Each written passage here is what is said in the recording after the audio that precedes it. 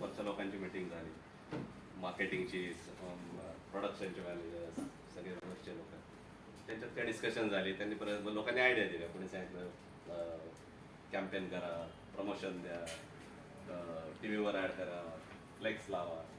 So they started it. पण तरी तो काय सेल थोडा वाढला नाही त्यांना जो अपेक्षित होतो. तर त्यांनी परत एक प्रोडक्शन लेवलचे मग खालचे सगळे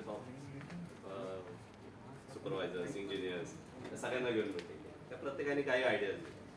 but still it doesn't work. तेवढा त्याचा इम्प्लिमेंट किंवा तेवढा त्याचा इम्पॅक्ट झाला. तर त्यांनी पूर्ण ठरवलं की गेटच्या सुपरवायझर याच्यापासून, सिक्युरिटी गार्डपासून सगळ्यांना बोलवा. शॉपचे अर्धे ऑपरेटर असतील, इव्हन क्लास 4 ऑफिसर असतील, क्लिनिंग स्टाफ असेल, सगळ्यांना बोलवा. त्यातला एक ऑपरेटर होता. म्हणजे सगळेजण सूचना देत होते. त्यातल्या एखाद्या ऑपरेटरने सांगितलं की सर सगळेजण सांगतायत तुम्ही बाकी गोष्टी, मग ठीक आहे आपण कॉफी पितो, सुबह कॉफी, रात कॉफी, दिन में भी, दोपहर में भी कॉफी, असं बरेच जणांनी अशा काही आयडिया सांगत होते. तो म्हणला हे सगळं सांगताय तुम्ही, आपण कॉफी पितो पण आपण कॉफी खात का नाही. So most of people laugh की कॉफी काय खाणार, हाऊ इट इज कॉफी.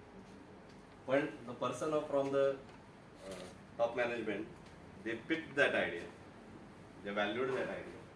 आणि तेव्हा कॉफी टॉफीचा जन्म झाला. बऱ्याचशा आधी लोकांना माहीत असेल, that is a real story.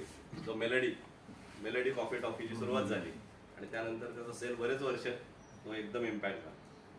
एक सिम्पल आयडिया आहे, लोक हसले त्याला, पण आपल्याला न कळत आपण बऱ्याच काही गोष्टी सांगून जातो. सो प्लीज मनातली कुठली गोष्ट थांबू नका. जास्तीत जास्त काय होईल की बाबा ठीक आहे ती ऐकली जाणार नाही, पण डोंट स्टॉप. आणि ट्रेनिंगच्या रूममध्ये आत येताना सर बसले, काही नाही, बच्चे बन